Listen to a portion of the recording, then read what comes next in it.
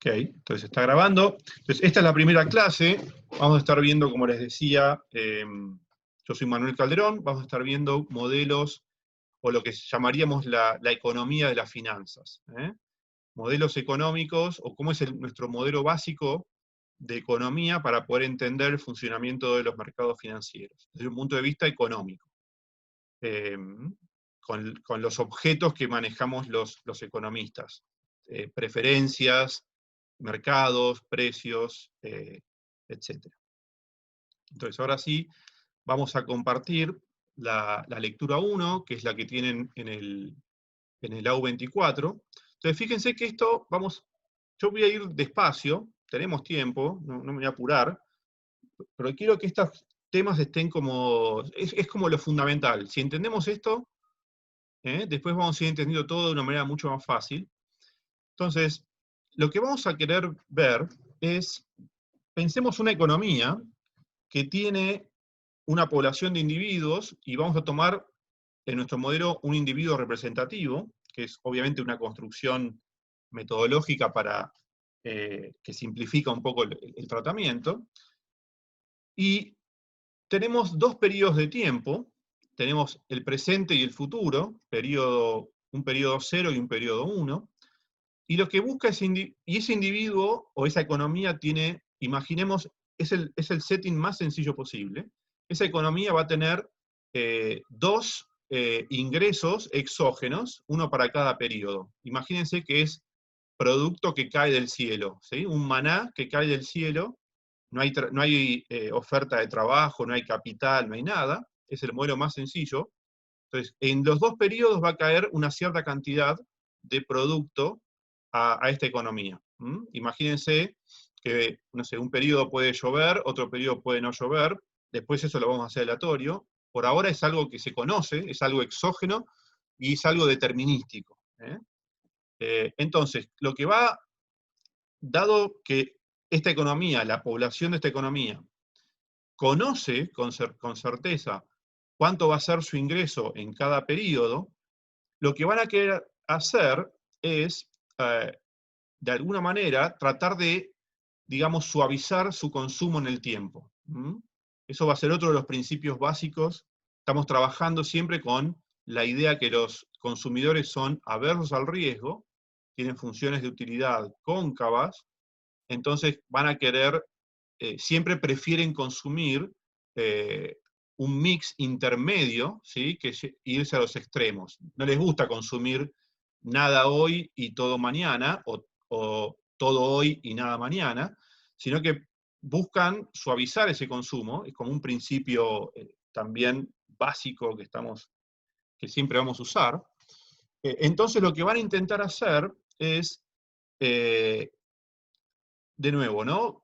Comerciar entre ellos, aquellos que tengan poco producto hoy y mucho mañana, van a querer pedir prestado a los que tienen mucho producto hoy y menos mañana, y de ahí va a surgir un mercado, digamos, de activos financieros. Imagínense un bono, acá de nuevo, ¿no? No va a haber incertidumbre, no va a haber peligro o probabilidad de default, es decir, todo se conoce, los contratos se respetan, entonces existe ese mercado, y ese mercado, a partir de la oferta y la demanda, de cuánto sea el producto agregado de la economía hoy y el producto agregado de la economía mañana, va a determinar una tasa de interés, de equilibrio, a partir de este modelo de individuo representativo. Entonces, lo que vamos a querer en esta primera lectura es entender cómo se determinan las tasas de interés o la tasa de interés de equilibrio en este modelo bien sencillo.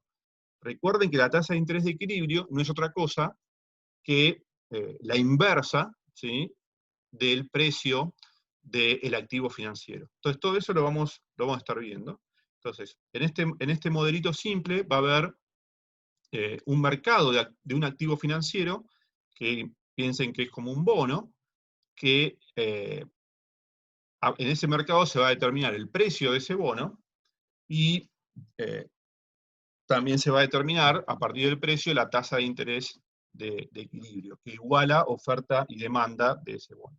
Entonces vamos a estudiar cómo sería la presentación del modelo. Entonces, Lo que tenemos es, tenemos que considerar el problema de, a ver, déjenme, ahí está. Tenemos que considerar el problema de un consumidor representativo, ¿eh? Una economía con dos periodos, periodo 0 y periodo 1.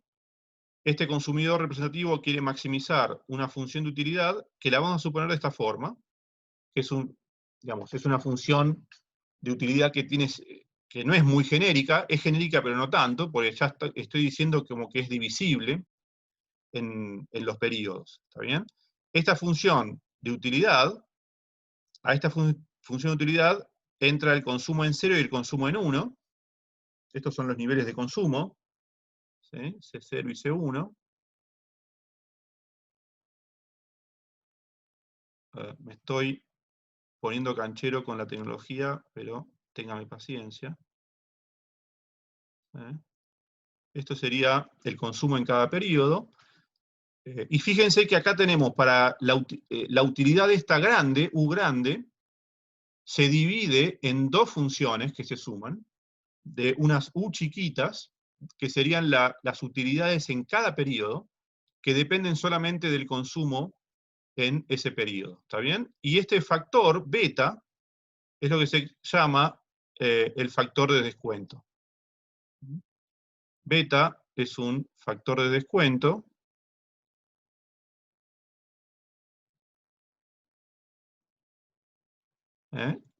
que, esto lo pongo por algún lado, creo, pero bueno, está entre 0 y 1. ¿Sí? La idea, este beta puede estar entre 0 y 1. A medida que beta está más cercano a 1, la economía, o este consumidor representativo, es más paciente. ¿Por qué es más paciente? Porque imagínense que si beta fuera 0, lo que sería el consumo en el periodo 1 no entra en la función de utilidad. Entonces, solamente vale el consumo en 0. Ahora, y si beta es exactamente 1, ponderan por igual el consumo en 0 y el consumo en 1. Entonces, beta se conoce como el factor de descuento, y si queremos pensar, en vez de factor, como tasa de descuento, lo podemos pensar así, que beta es igual a 1 sobre 1 más delta, y delta entonces sería la tasa de descuento. Es como algo asimilable a lo que sería una tasa de interés, nada más que es una tasa de descuento subjetiva, de la función de preferencia. Ok, entonces lo que va a intentar hacer lo que va a hacer este consumidor es elegir sus niveles óptimos de consumo en cada periodo. Eso es lo que va a querer hacer. Ahora, también vamos a estar suponiendo, imaginemos que este consumidor es, de nuevo, ¿no? un consumidor entre todos los que hay en la economía. Entonces, lo que este consumidor tiene es un flujo de ingreso que es exógeno, ¿ok? Es decir, él no lo controla, cae del cielo, que es I0 e I1. Imagínense, todo esto son unidades del bien de consumo. Acá hay un único tipo de bien, no hay más que un tipo de bien, imagínense que es el bien de consumo. Entonces, todas las unidades están expresadas en términos del bien de consumo. Y aparte, vamos a suponer que en el periodo 0 puede comprar o vender un activo financiero que paga o gana una tasa de interés de mercado R. Entonces, lo que estamos suponiendo acá es que la tasa de interés de mercado está fija para este individuo. Desde el punto de vista del individuo representativo, la tasa de interés es algo exógena para él. Se determina en un mercado y él la toma como dada. Perfectamente, en vez de definir la tasa de interés, podríamos haber definido el precio del activo financiero. ¿Está bien? Vamos a ver que es lo mismo. Más abajo está hecho ese ejercicio. Pero pensemos que hay una tasa de interés a la cual este individuo se puede endeudar o puede ahorrar, básicamente. ¿Bien? Y esta tasa, para él, es algo exógena. No depende de lo que él haga. Vamos a ver después justamente cómo se determina ese nivel de equilibrio de la tasa de interés de mercado. Bien. Ok. Vamos a denotar como B1 la cantidad del activo financiero que esta persona compró en el periodo cero. ¿Por qué? A ver, acá hay una cuestión, si quieren, también de notación.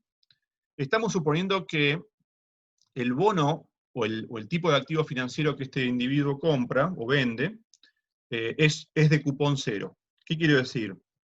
Imagínense, si yo tengo dos periodos, periodo 1, periodo 0 y periodo 1, lo que me está diciendo, si yo tengo una unidad, si yo, por ejemplo, compro una unidad de este bono, en el periodo 0, en el periodo 1 me paga una unidad de consumo. Estamos suponiendo así. Una unidad de consumo, del bien de consumo. Entonces, lo que yo estoy... Eso es en el periodo 1. Entonces, en el periodo 0, yo voy a tener un contrato o un documento que me dice, bueno, recién en el periodo 1 vos vas a tener una unidad de consumo. ¿Ok? Esa sería la idea. Entonces, a esa unidad de consumo, yo voy a llamarla en periodo 0 B1.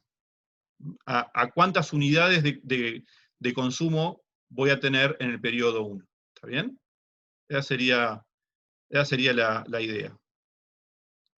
Lo puedo denotar así. A ver, déjenme pensar cómo lo estoy haciendo. No, en realidad en este caso lo estoy haciendo de otra manera. Yo estoy diciendo acá, yo compro tanta cantidad de activos financieros, lo llamo B1, y en el periodo 1 voy a tener 1 más R, es al revés. Lo estaba pensando que lo podríamos haber hecho también así, pero en esta primera parte, déjenme borrar, estamos suponiendo que en el periodo 1 gano 1 más R de la cantidad de activos financieros que tengo. Entonces, básicamente lo que estoy diciendo acá es que si en el periodo 0 tenía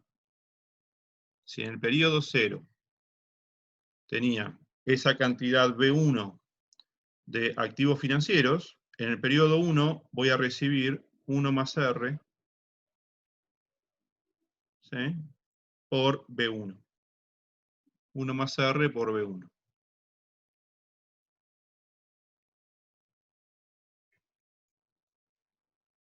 ¿Está bien? Esta es la anotación. Lo podría haber hecho como empecé haciéndolo, pensando que era un cupón cero, pero vamos a suponer así, que si yo tengo, yo compro B1 unidades de este activo, me va a pagar en el periodo 1, 1 más R por B1. ¿Está bien? Pensémoslo así. Entonces, fíjense que acá están las restricciones presupuestarias de cada periodo. Entonces, ¿qué estoy diciendo? Yo en el periodo 0, yo tengo un ingreso de I0. Este es mi ingreso. A este ingreso, o bien me lo puedo consumir, que llamo C0, esos son bienes de consumo, todos son bienes de consumo. O lo que puedo hacer es comprar o vender activos financieros a los que voy a denominar B1. ¿Por qué pongo el subíndice 1? Porque tienen vencimiento en el periodo 1. ¿Está bien? Por eso se suele poner a veces esto sí, podríamos ponerle 0 acá, y acá tenemos que poner 0 también, no importa, es cómo sería la convención de notación. En estas notas seguí que estoy poniendo 1 acá porque vencen en el periodo 1. ¿Bien? Ok, entonces fíjense que lo que está diciendo acá es que B1 puede ser positivo o negativo. Si yo voy a hacer un acreedor neto en el periodo 1, B1 va a ser positivo. Es decir, B1, si B1 es positivo, yo tengo activos financieros en mi poder, y si B1 es negativo, tengo acreencias, perdón, tengo deudas. ¿Está bien? Acá tengo activo, y eso significa una deuda. ¿Ok? Entonces, B1 puede ser positivo o negativo. Pero bueno, todo esto ustedes también medio lo saben, pero estoy como repasando. Entonces, ¿qué pasa ahora en el periodo 1? En el periodo 1, yo voy a tener un ingreso exógeno dado por I1, y después voy a tener esta parte de ingreso que voy a tener o que sumar o que descontar, si es de acuerdo a cómo sea B1. ¿Está bien? De acuerdo a cómo sea B1, voy a tener o una ganancia o un componente financiero, es decir, lo que sería, no sé, no laboral, o un componente financiero de ingreso, que va a estar dado por B1 si es positivo, por 1 más R, que es la tasa de interés que gané, y si B1 es negativo, voy a tener que esto es negativo, y se va a restar de mi ingreso en el periodo 1. Y eso estamos suponiendo que lo consumimos todo. El resultante de este ingreso en el periodo 1 lo consumimos todo. ¿Qué supuesto estamos haciendo acá? Bueno, que no hay más futuro, entonces todo lo que tenemos en el periodo 1 nos lo consumimos, y que la función de utilidad no tiene saciedad en el consumo. Es siempre creciente, porque si no podría ser el caso que no me convenga consumirme todo mi ingreso. ¿Está bien? Pero bueno, son detalles técnicos. Pensemos entonces que la función de, digamos, de utilidad es tal que no tenga saciedad en el consumo, es decir, que siempre sea creciente. Esa función de utilidad, pensémosla como que es algo así, ¿está bien? Si esto es el consumo, esta sería la utilidad, chiquitita. Entonces, me voy a querer siempre más es mejor que menos, acá. Distinto sería el caso, por ejemplo, voy a poner, digamos, un ejemplo, un contraejemplo de cuando esto podría no suceder. Imagínense, por ejemplo, que, no sé, mi función de utilidad fuera así. Es decir, fuera así creciente, pero que en algún punto cae. Esto significa que en este punto hay un punto de saciedad. Saciedad, ¿qué significa? Que si sigo consumiendo, mi utilidad baja. Estoy como saturado de consumo. Entonces, si eso pasa, perfectamente podría dejar consumo sin dejar ingresos sin consumir en el periodo 1. Estamos suponiendo que esto no pasa. Que esto no pasa. Que la función de utilidad es siempre creciente. Okay. Bueno. Entonces, creo que estas dos restricciones se entienden bien, ¿no? A partir de estas dos restricciones, lo que a veces se suele usar es construir una restricción intertemporal. Estas son temporales, pero las puedo combinar para construir una restricción intertemporal. La forma sería, fíjense que lo que tenemos acá arriba es B1 en las dos ecuaciones. Entonces lo que puedo hacer es combinar estas dos B1 y me formo una sola ecuación. ¿Está bien? Esa sola ecuación sería esta que está acá abajo. ¿Y qué me dice esa ecuación? Bueno, el lado izquierdo es una ecuación en valor presente, se conoce. Entonces, el lado izquierdo me está diciendo que el valor presente del consumo tiene que ser igual al valor presente del ingreso. ¿Ok? Y estoy usando la tasa de interés de mercado para justamente expresar o calcular los valores presentes. ¿Bien? Pero bueno, eso también ya lo conocen. Entonces, el problema del consumidor Ahora sí vamos a resolverlo. Es decir, el problema que tiene que resolver este consumidor lo puedo plantear de esta manera. Hay que maximizar su función de utilidad, que está compuesta, ¿no?, por todo este término. Esto es una sola función de utilidad grande, que es aditivamente separable, la separo en una para cada periodo y le pongo un factor de descuento, beta, eligiendo C0, C1 y B1.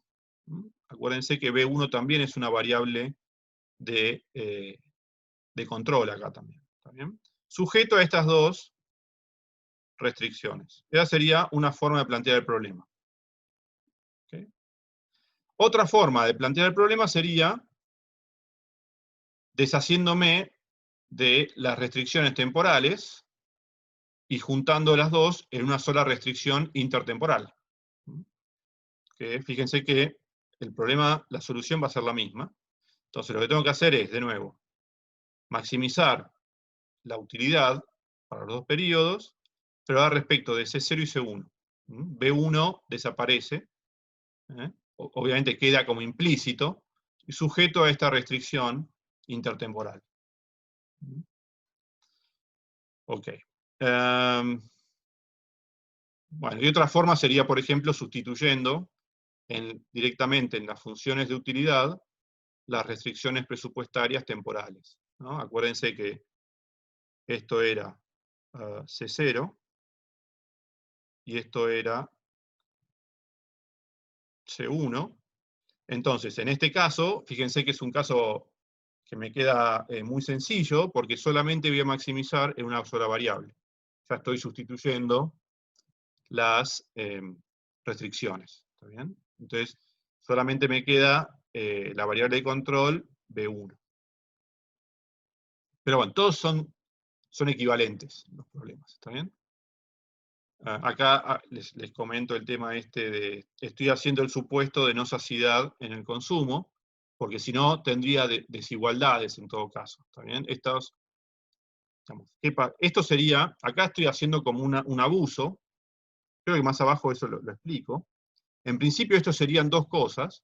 Sería una restricción, la restricción en términos estrictos sería que yo no puedo consumir más de lo que tengo de ingreso. Entonces, esto sería que tengo que consumir menos o igual a lo que sería mi riqueza, en términos de valor presente. Esta parte que está acá la podemos llamar riqueza W0. Ahora, esto fíjense que es un menor igual. Esto es una restricción. Ahora, yo a esta restricción, ¿por qué le estoy poniendo un igual acá?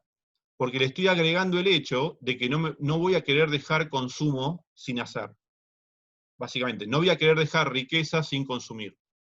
Y eso es una condición de optimalidad, en realidad. ¿Está bien? No es una restricción. La restricción sería esta que está acá, con el signo menor igual. Eso sería la restricción.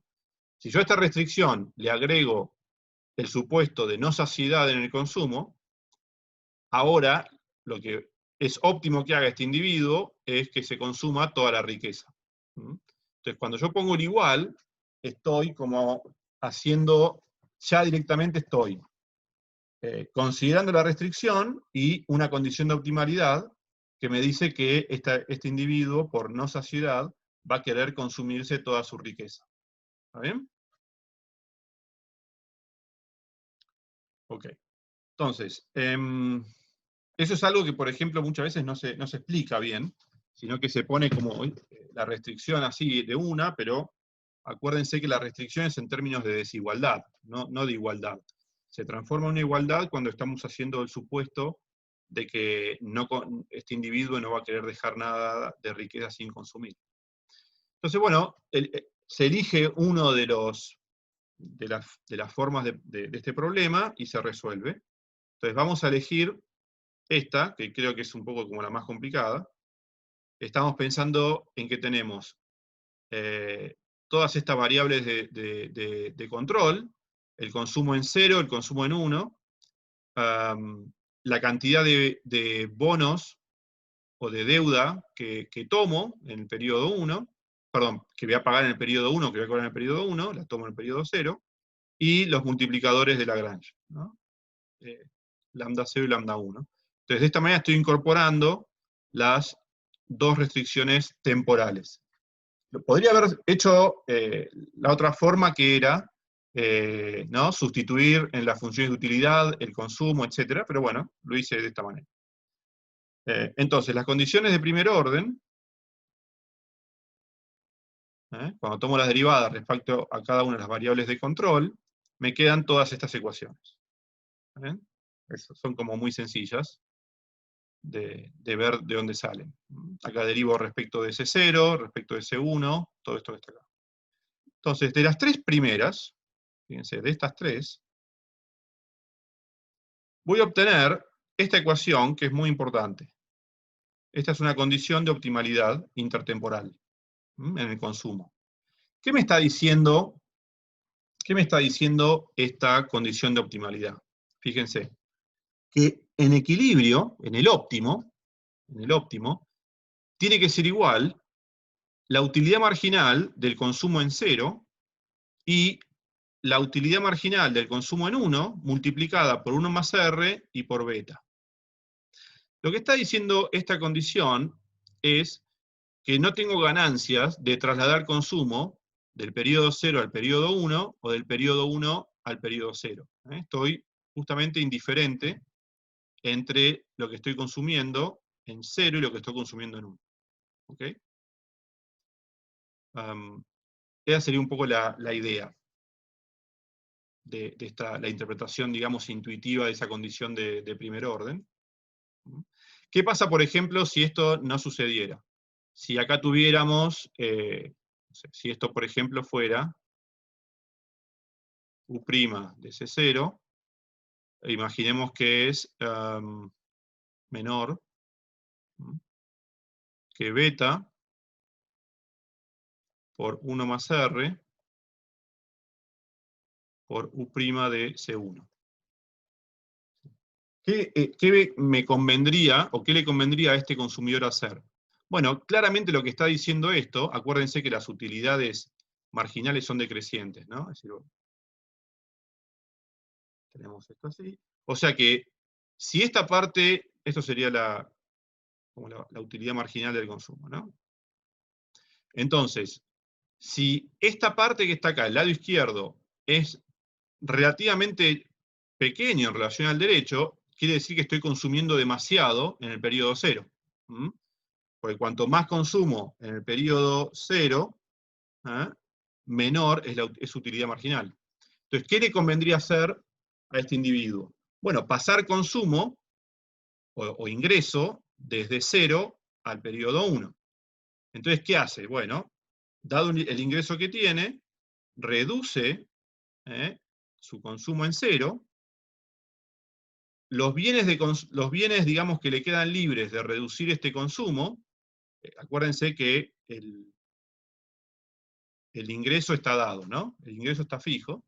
Entonces, la diferencia entre el ingreso y el consumo es el ahorro.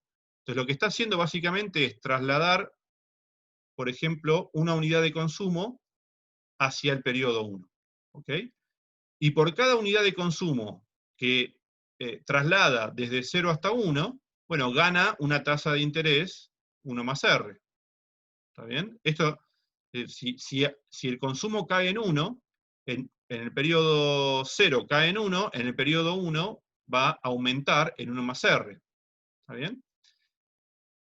Ahora, la utilidad del periodo 1 la tengo que descontar por el factor de descuento beta. O sea que acá esto lo tengo que multiplicar por beta para poder compararlo con mi utilidad del periodo 0. Y después también la valuación de esa unidad de consumo que estoy pasando de 0 a 1 va a estar dada por la utilidad marginal del consumo que estoy teniendo en 1. Esto sería como la evaluación que yo le doy a tener una unidad más de consumo en 1. ¿Está bien? Todo esto que está acá. Después la descuento por beta. Esta es la cantidad de unidades de consumo que estoy pasando de 0 a 1. Y la caída que sufrí en el periodo 0 sería justamente U' de C0. ¿Está bien? Entonces, la idea sería que, ¿hasta cuándo voy a hacer este pasaje de riqueza, digamos, o de ingreso? Bueno, hasta que se igualen las dos partes, ¿está bien? Hasta que lo que voy, digamos, lo que cae mi utilidad, digamos, lo que cae mi utilidad en el periodo 0, iguala lo que aumenta mi utilidad en el periodo 1, apropiadamente descontada, ¿está bien? Ok, entonces eso está detrás de esta condición de optimalidad. Ok. Entonces, fíjense que, Profesor, sí, si la tasa de descuento del individuo, que sería 1/1 más delta, es igual a, o sea, el delta es igual al R, ahí la relación sería 1/1. claro, ahí sería 1 a 1. ¿Eh? En muchos modelos se supone que beta es igual a 1/1 más R. ¿Está bien? Entonces, esto se cancela, y te queda una situación más sencilla, que básicamente, ¿qué vas a decir? Como la función de utilidad es la misma en los dos periodos, de un modelo con este supuesto se deduce que el individuo va a querer consumir lo mismo en el periodo 0 que en el periodo 1. ¿Sí? ¿Se entiende por qué? Porque la función esta de utilidad es la misma. Es la misma y aparte es una función inyectiva, por lo tanto hay una sola C que iguala las dos partes. ¿Está bien? Y esa C es, bueno, C0 igual a C1, si querés, igual a C. ¿Está bien? Entonces, en el caso del supuesto de que los individuos descuenten exactamente igual que la tasa de interés de mercado, esta economía lo que va a hacer es consumir siempre lo mismo en el tiempo. Suaviza totalmente el consumo. ¿Ok? ¿Se ve? Bueno. En realidad, este individuo va a querer suavizar el consumo de esta manera. Hay que ver después qué pasa a nivel agregado. Eso es algo que ahora lo vamos a ver después. Acá estamos analizando básicamente lo que haría un individuo, después vamos a ver qué restricciones agregadas se van a tener que cumplir. Por ejemplo, vamos a ver después, imaginemos que, no sé, la economía esta quiere consumir C0, pero, es decir, un C0 estrella, imagínate, ¿no? Esto sería lo óptimo. Pero ¿qué pasa? O esto sería el consumo demandado, vamos a ponerlo así. Ahora después voy a explicar justamente eso porque es fundamental para entender la determinación de la tasa de interés. Imagínate que de esta economía lo que tiene es un nivel de consumo demandado que es mayor a lo que sería el ingreso de la economía. Bueno, esto no puede suceder. En una economía cerrada, esto no puede suceder. Entonces, algo tiene que cambiar en la economía para que se consuma lo que la economía produce. No puedes consumir más de lo que tenés disponible a nivel agregado, ¿no? A nivel de un individuo, sí, pero a nivel agregado no puede pasarse esto. Entonces, siempre va a tener que suceder algo, básicamente va a ser un cambio en la tasa de interés, que iguale la demanda de consumo con lo que sería la oferta de consumo, que es I0. Eso es justamente lo que vamos a ver después. Esta sería la condición de equilibrio a nivel agregado. No a nivel individual, sino a nivel agregado. Eso sería la condición que tiene que satisfacer el individuo representativo, que es el promedio de la economía. Algunos van a estar consumiendo más que lo que producen y otros menos. Pero a nivel de toda la economía no pueden consumir más de lo que producen entre todos. ¿Está bien? Es como obvio eso, ¿no? Obviamente uno podría hacer el supuesto de una economía abierta, pero no nos interesa, porque lo que queremos explicar es justamente la determinación de la tasa de interés. Una economía cerrada. Entonces, fíjense que de esta condición de primer orden, se van a poder deducir, o sea, digamos, se podrían expresar, si yo le pusiera más estructura, es decir, quedan determinadas de forma endógena, si quieren, o implícita, los niveles de demanda de consumo en cero, sería, que lo voy a determinar C0D, estos serían, es decir, a ver, vamos a ver, y hay más espacio. De esta condición, más las otras dos, de estas tres, básicamente, perdón, de estas cinco, es decir, de estas cinco condiciones de optimalidad, podemos obtener lo que sería el nivel C0 estrella, que sería el óptimo. A esto yo lo llamo C0D, es decir, son las demandas de consumo, ¿no? Que va a estar en función de ¿qué? Bueno, de todos los parámetros. ¿Y cuáles son los parámetros? Todas las constantes. ¿Cuáles son las constantes? Bueno, beta, ¿qué más? R, ¿ok? I0 e I1. Esas son todas las constantes que tiene el modelo, los factores exógenos, ¿ok? Entonces, los niveles de consumo óptimo, o de demandas, tanto de bienes, digamos, de consumo, como la demanda de bonos, van a ser funciones de todos los parámetros, que serían beta, I0, I1, R. ¿Ok? Bueno, eso es lo que pongo acá abajo, básicamente. Entonces, del sistema de arriba obtendría estas demandas, estas funciones de demanda. Es típico problema del consumidor, ¿no? De micro 1 a micro 2. Es lo que ustedes hacen a partir digamos, de los precios de mercado, ustedes construyen las funciones de demanda y aparte del ingreso, ¿no? Acá estamos, nuestro precio de mercado sería la tasa de interés. Y 0 y 1 sería el ingreso del individuo en cada periodo, y beta es un parámetro de preferencias. Ahora, a nivel ahora agregado, que esto es lo interesante, a nivel de la economía, imaginemos ahora que sumamos todos los individuos, ¿no? O los promediamos. Ahora, R va a ser ahora un precio de mercado que va a tener que ajustar por oferta y demanda. Acá estamos obteniendo las demandas. Y por otro lado tenemos las ofertas.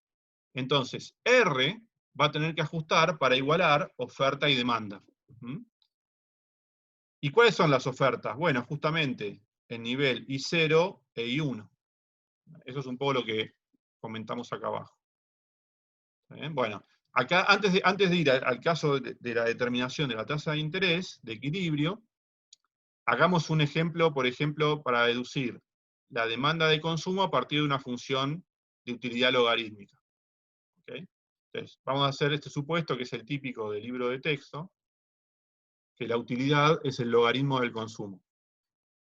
Es un caso particular de una función, digamos, más genérica, que sería esta, ¿no? Que sería C elevado a la 1 menos gamma sobre 1 menos gamma. ¿Está bien? Es una función de utilidad más genérica. Fíjense que si yo derivo esta función de utilidad respecto de gamma, perdón, respecto de C, para tener la utilidad marginal, ¿qué tenemos acá? Bueno, esto pasaría multiplicando, ¿no? Que se cancelaría con el denominador, y lo que me quedaría sería C a la menos gamma. ¿Está bien? La utilidad marginal. Entonces, fíjense, en el caso de que cuando gamma tiende a 1, ¿sí? Si gamma fuera exactamente igual a 1, yo esto no lo puedo resolver, pues estaría dividiendo por 0, ¿no? Pero imaginemos el caso de que lambda está tendiendo a 1, entonces la utilidad marginal, ¿a qué tiende?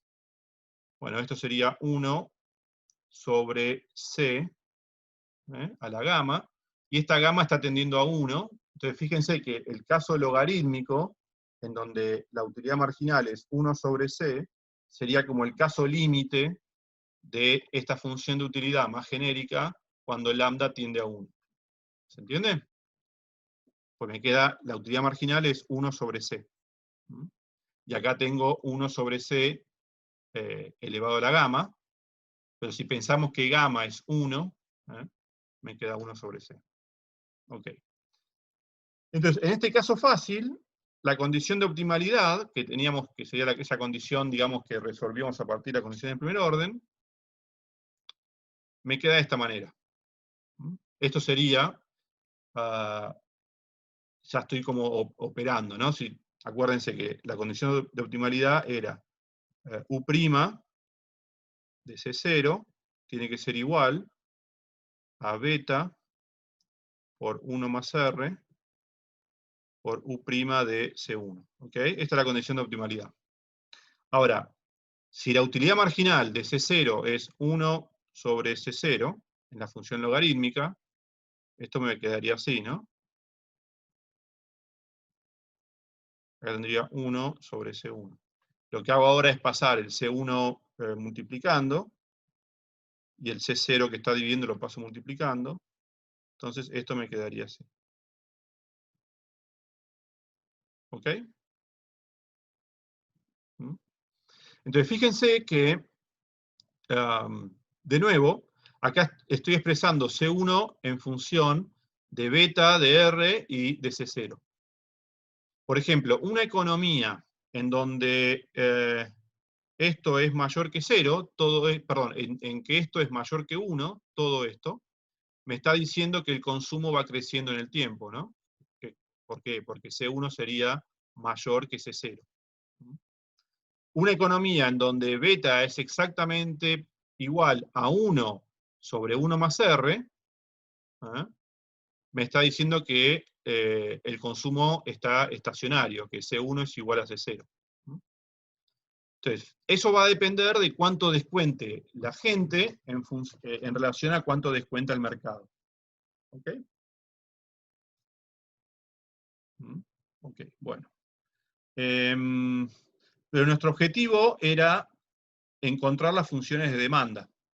Acá no estoy todavía encontrando las funciones de demanda, lo que hice fue poner esto, que sería resolver explícitamente cómo me quedaría la condición de optimalidad intertemporal, y después la junto con las restricciones temporales, la junto con el resto de las ecuaciones, fíjense, ¿no? Básicamente lo que yo estoy, aparte, digamos, yo usando la 1, la 2 y la 3, obtenía esta que está acá. Ahora, reemplazando esta en esta y esta, que son básicamente las dos restricciones temporales, lo que puedo obtener es la deducción que estoy haciendo acá. Expreso todo en términos de C0, sustituyo, ¿no? Usando esto, lo que hice fue expresar C1 en términos de C0. Ahora, reemplazando C1 en las otras ecuaciones, me queda todo en términos de C0. ¿Está bien?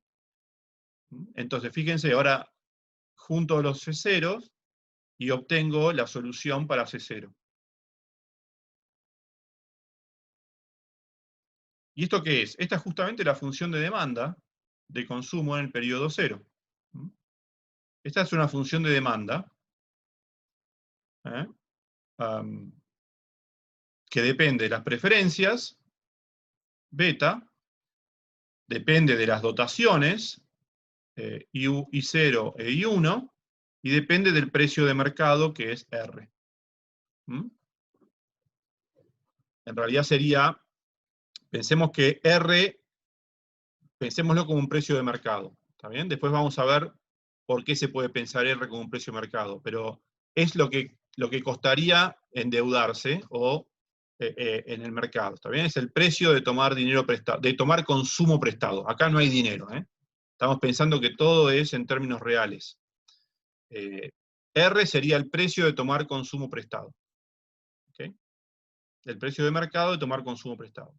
Entonces, obviamente, cuanto mayor es el precio de mercado de tomar consumo prestado, menor va a ser el consumo que yo haga en cero, ¿no? Porque más caro me va a salir pedir prestado consumo. Entonces, claramente, esta pendiente va a ser, como suelen ser las pendientes del juego de demanda, digamos, negativa. Va a ser, la función de demanda de consumo va a ser decreciente en relación a R. Esto en este modelo sencillo, ¿está bien? Con la función de utilidad logarítmica. Ok. Y ahora sí vamos a donde lo que más nos interesa, que es la determinación de la tasa de interés de equilibrio, a partir de esas funciones de demanda. Entonces, ¿qué voy a tener que hacer yo? Como siempre que uno quiere buscar un precio de equilibrio, tenemos demanda, que depende de un precio, y tenemos oferta, que también depende del precio, y la condición es que tienen que ser iguales, que no tiene que haber exceso de oferta ni exceso de demanda, y de esta condición de equilibrio, digamos, de mercado, obtenemos el precio, no sé, P estrella, que satisface que la oferta sea igual a la demanda. ¿También? Esto es lo que pasaría en un mercado genérico. Si pensamos entonces que nuestro mercado es, acá tenemos dos mercados, ¿no? En realidad tenemos tres mercados. ¿Cuáles son los tres mercados que tenemos en nuestro modelito? Tenemos el mercado de consumo en el periodo 0, el mercado de consumo en el periodo 1. Y después tendríamos el mercado de demanda de activos financieros en el periodo 0. Pero como tenemos tres mercados, alcanza con que dos estén en equilibrio para que el tercero también esté en equilibrio. ¿Y cuándo estarían en equilibrio los mercados de consumo? Bueno, o de demanda de consumo. Bueno, cuando la demanda de consumo, que es C0, si quieren acá pongan demanda, es igual a la oferta de consumo en el periodo 0, que es I0. Y cuando la demanda de consumo en el periodo 1 es igual a la oferta de consumo en el periodo 1. ¿Está bien? Entonces, estas son las dos condiciones que yo voy a poner de equilibrio general, básicamente. Y de estas dos voy a deducir el precio que va a tener que tener el activo financiero o la tasa de interés. Que va a equilibrar, por supuesto, también el mercado de deuda, básicamente. ¿Bien? Entonces, haciendo este supuesto, haciendo estos dos supuestos, básicamente que el consumo en 0 tiene que ser igual al ingreso en 0 y el consumo en 1 tiene que ser igual al ingreso en 1, y de nuevo, esto es, a nivel agregado esto tiene que resultar, no puede pasar otra cosa. Pues no puedo tomar prestado de otras economías, entonces a nivel de mi país me tengo que consumir lo que tengo disponible. Entonces, eso significa poner estas dos condiciones de equilibrio. ¿Bien? Entonces, poniendo esas condiciones de equilibrio y usando la condición de optimalidad, que me determina en forma implícita, digamos, las demandas, lo que yo estoy haciendo básicamente es, en la condición de optimalidad, sustituir lo que sería C0 por I0. Estoy usando estas dos condiciones de equilibrio más lo que sería la definición implícita de las funciones de demanda que salen de acá. Entonces, fíjense que acá ya me da todo esto, básicamente. ¿Por qué? Porque I0 es una variable exógena, I1 es una variable exógena, beta es una variable exógena. La única variable endógena que tenía que determinar era R, que es justamente la tasa de interés de equilibrio, que iguala el consumo con el ingreso en los dos periodos. ¿Está bien? Entonces, esta tasa de interés de equilibrio queda definida de forma implícita. ¿Y va a ser función de qué? Bueno, va a ser función de los parámetros, que es I0, I1 y beta. ¿Ok? Esta sería la tasa de interés de equilibrio, que iguala todas las ofertas con todas las demandas.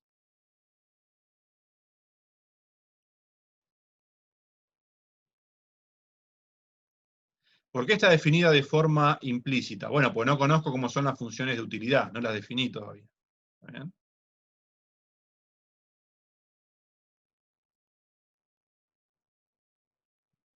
Lo hago de forma implícita.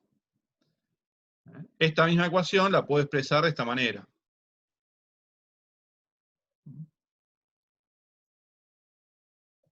Entonces, fíjense que lo que me dice, en términos económicos, esta condición de equilibrio, ahora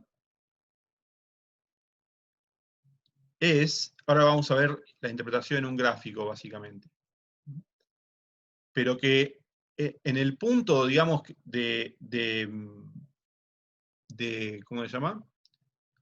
De dotaciones, las dotaciones, ¿no? Siempre que hablamos de dotación,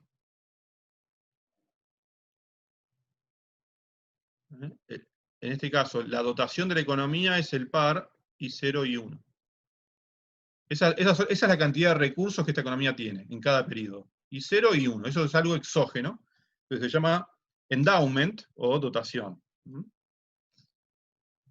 Ok, entonces fíjense que justamente la tasa de interés me queda en función de todas variables exógenas y lo que serían las funciones de utilidad. ¿Ok? Entonces, uno podría jugar a hacer estática comparativa con esto. Ya acá podría hacer estática comparativa. Por ejemplo, ¿qué pasaría con la tasa de interés de equilibrio si aumenta I0? ¿Quién me puede comentar eso? A ver, ¿quién quiere hablar? Vamos, lo que quiero que me explique a alguien es cómo se movería esto, qué signo tendría y por qué.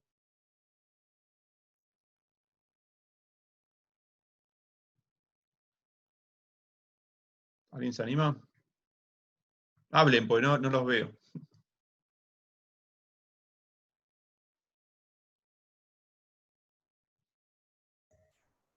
¿Quién se anima?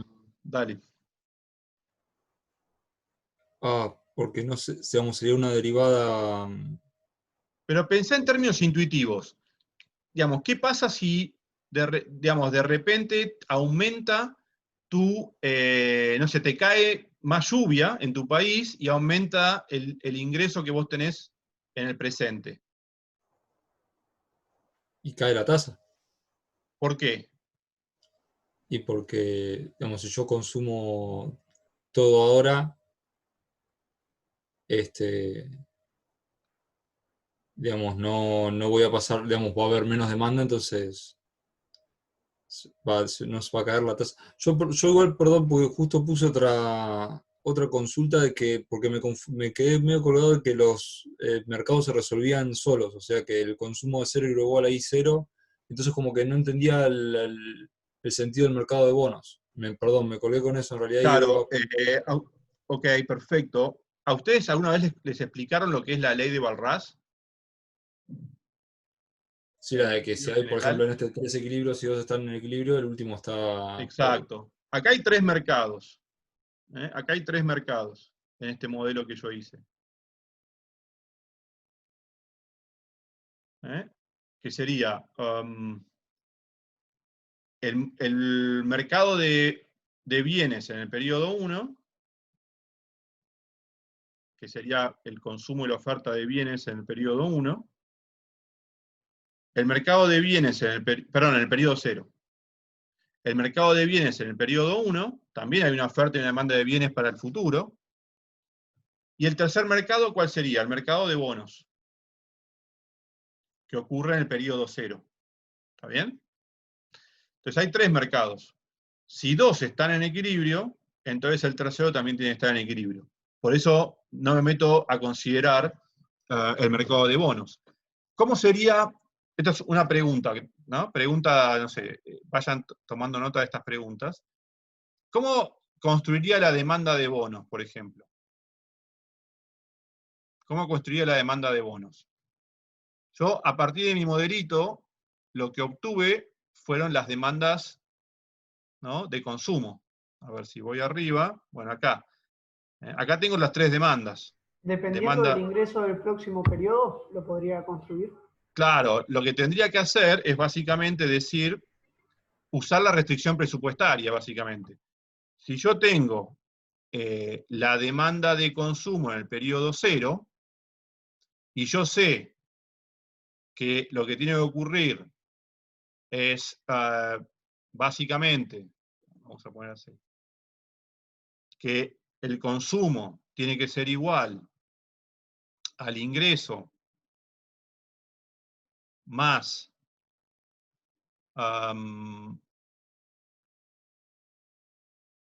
vamos a ponerlo de otra manera, porque acá debería poner deuda, si lo pongo así, vamos a ponerlo así.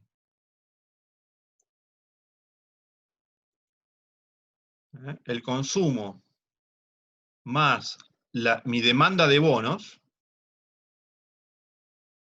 tiene que ser igual al ingreso que tengo. ¿Está bien? Es decir, piénsenlo así, yo tengo una determinada cantidad de ingreso, o me lo consumo o lo ahorro. ¿Está bien? Piénsenlo así. Si pienso que esta es una demanda de bonos, estoy pensando en que voy a voy a demandar bonos, pero también podría ser demanda de deuda, si le cambio el signo, y estoy diciendo que voy a estar del otro lado, voy a estar tomando deuda.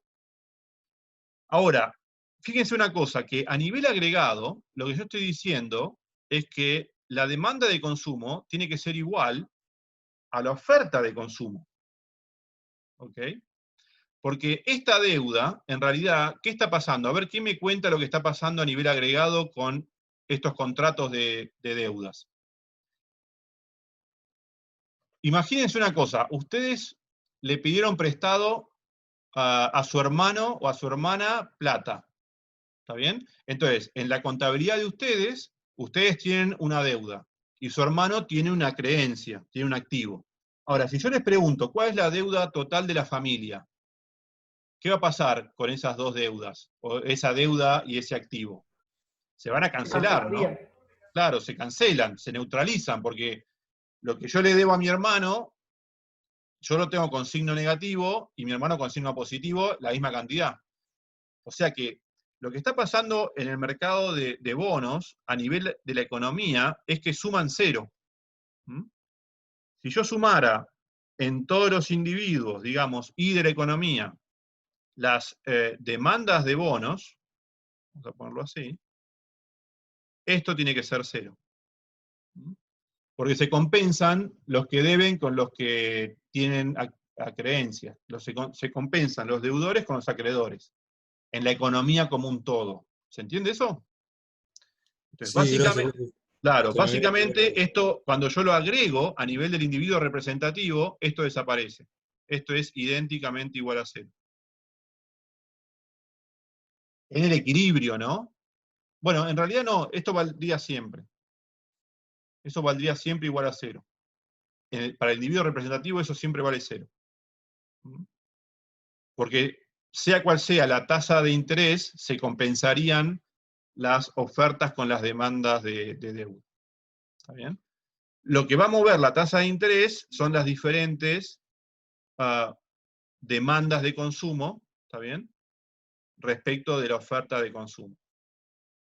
Pero esta sería la forma de construir cómo quedaría la demanda individual de bonos. Tendría que pasar el consumo para otro lado, ¿no? Básicamente, es lo que ustedes me preguntaban hoy. Si yo hubiera puesto, todo esto lo podría haber hecho de esa manera.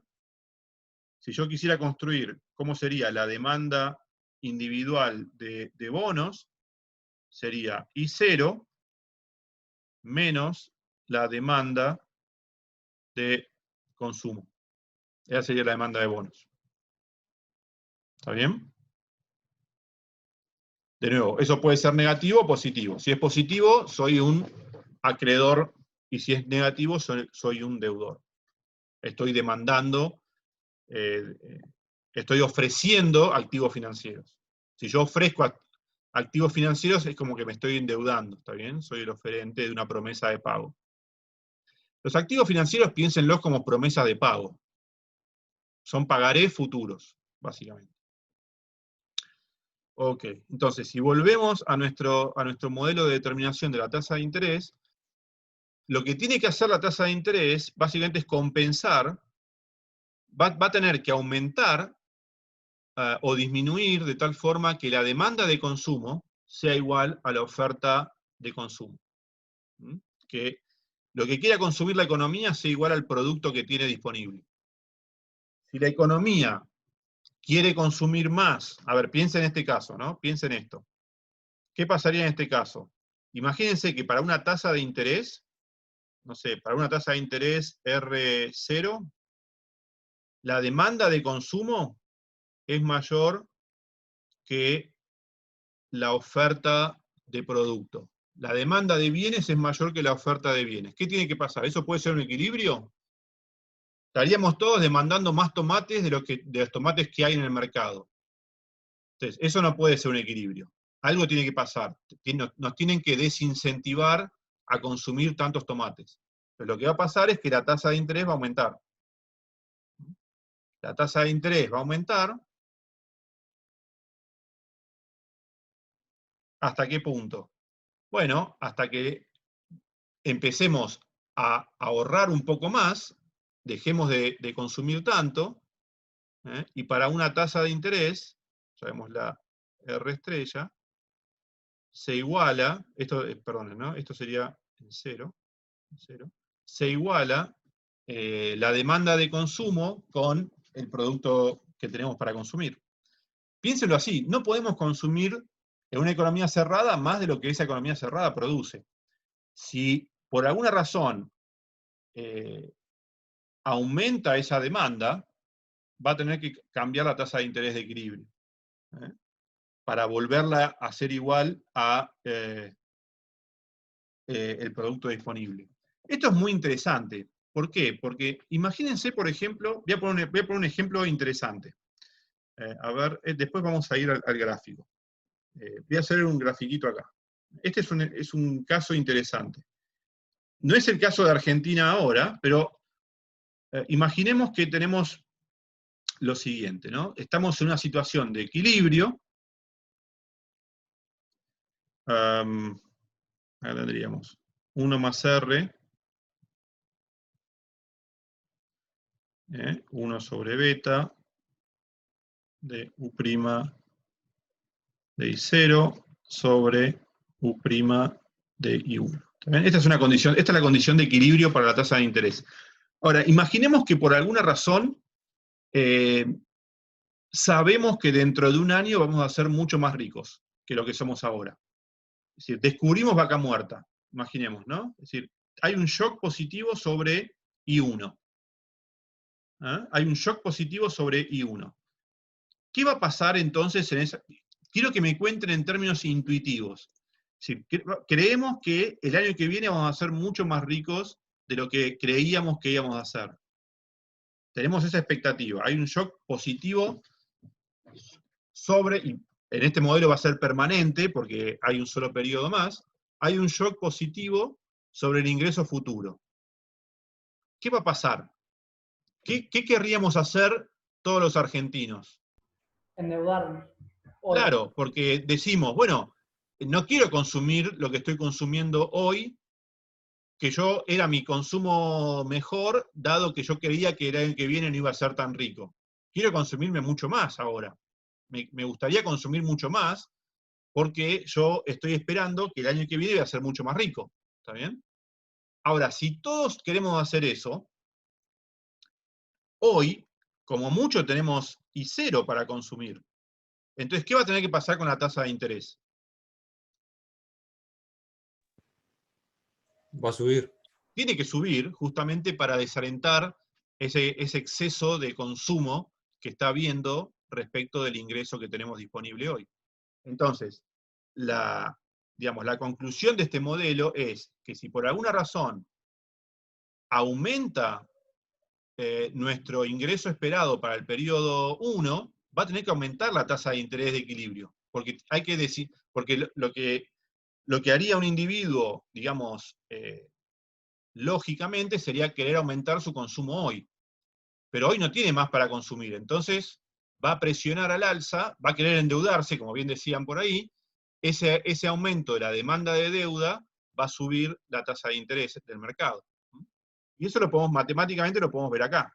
Fíjense, si aumenta I1, ¿qué pasa con la utilidad marginal de ese I1 más grande? Disminuye, ¿no? Porque la utilidad marginal es una función decreciente del argumento. Entonces, si aumenta I1, disminuye la utilidad marginal. Básicamente estoy diciendo que disminuye el denominador.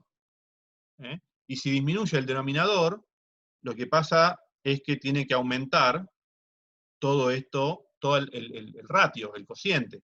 Entonces, básicamente, si aumenta del lado derecho, tiene que aumentar del lado izquierdo. Es decir, va a aumentar R. ¿Está bien?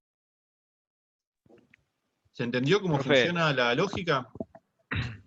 profe, también se puede ver la misma relación de que si te aumenta el ingreso mañana, todos van a querer consumir más hoy, entonces cae la demanda de bonos, lo que hace aumentar la tasa de interés. ¿Sería En lo ra- mismo? Claro, claro. Bueno, claro. A ver, básicamente lo que vos querrías sería endeudarte. Entonces va a aumentar la oferta de bonos. Va a aumentar la oferta de promesas de pago. Te voy a decir, tomá, te doy una promesa de pago y vos dame hoy bienes para consumir. Al aumentar la oferta de promesas de pago, sería aumentar la oferta de bonos, ¿qué va a pasar con el precio de los bonos?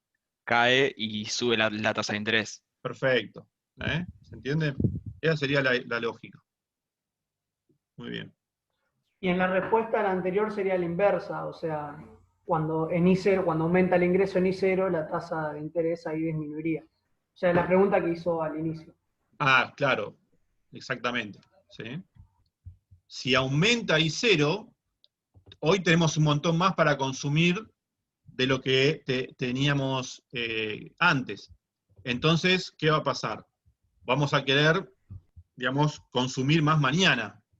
Porque, de nuevo, siempre queremos suavizar el consumo. Si tenemos un shock positivo hoy, queremos trasladarnos en el tiempo para consumir parte de eso mañana. Pero mañana vamos a tener I1, eso no cambió. O sea que estaríamos todos tratando ahora de demandar bonos. Queremos prestar plata. El excedente ese que estamos teniendo hoy lo prestamos. Como todo el mundo está queriendo prestar ese dinero, la tasa de interés va a caer. Va a aumentar el precio de los bonos. ¿Estoy diciendo bien? Si todos queremos prestar ese dinero, la tasa de interés va a caer, y lo que estamos haciendo todos sería demandar bonos, justamente, queremos ahorrar, ¿no? Entonces, bueno, compramos todos los bonos que hay disponibles para tener consumo en el periodo siguiente, y todos, como estamos todos comprando bonos, hacemos que el precio de los bonos suba. ¿Se entiende? Bueno, y acá tenemos la interpretación gráfica de esto. Este gráfico es lindo. Pero fíjense, ¿no?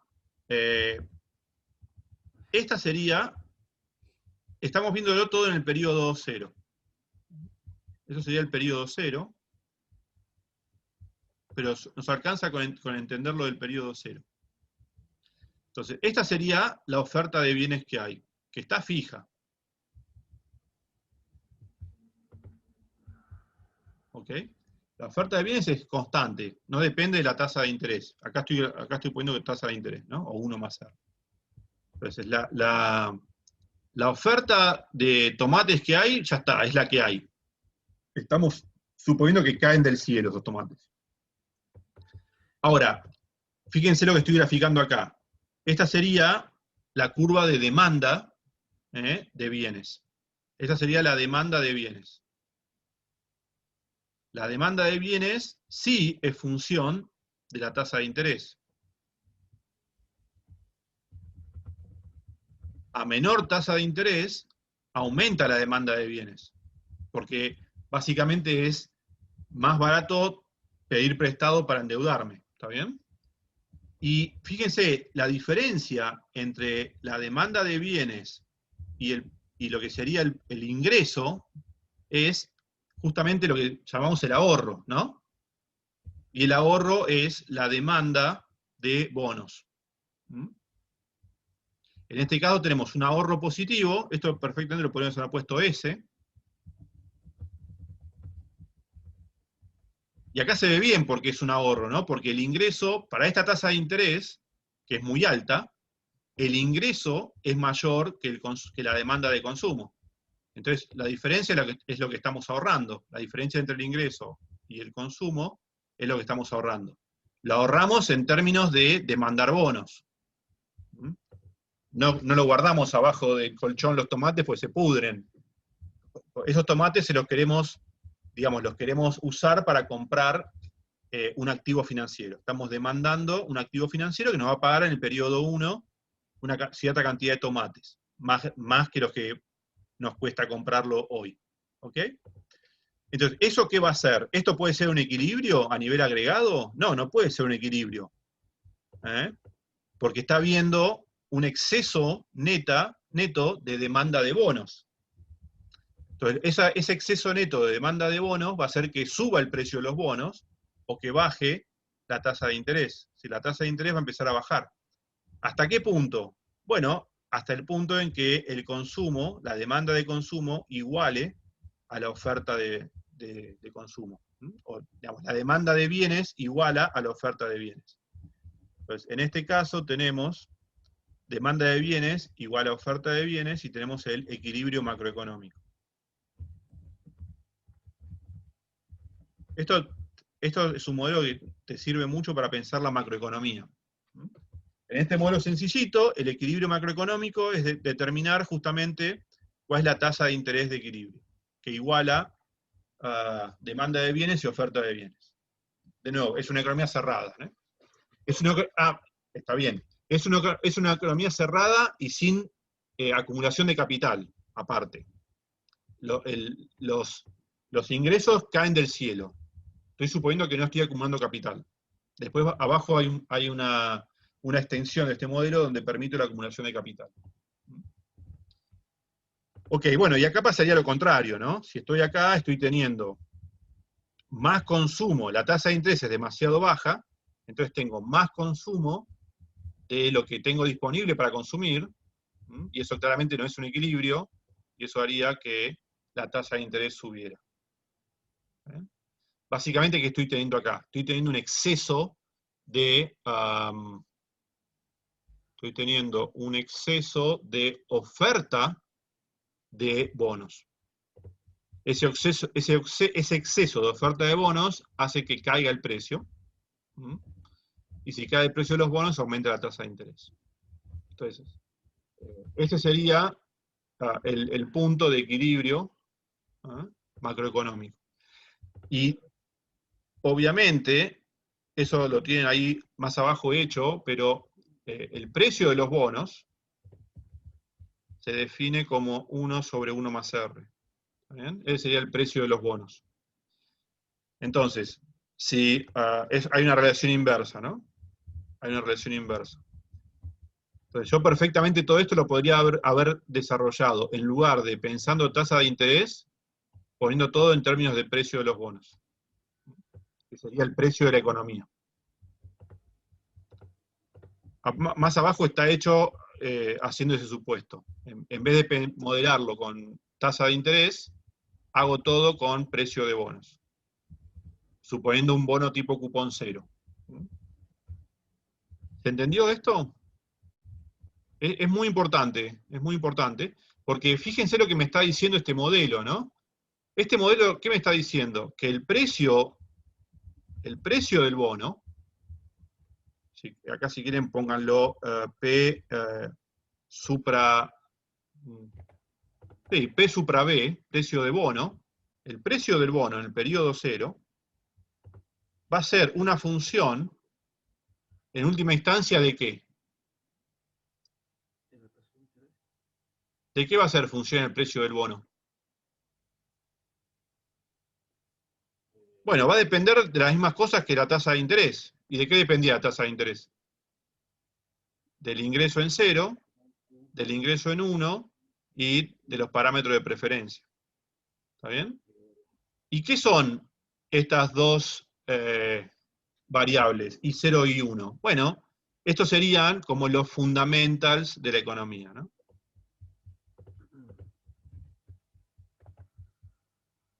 Si la economía, por ejemplo, va creciendo, por ejemplo, si I1 es mayor que I0, bueno, eso va a impactar sobre el precio de los bonos.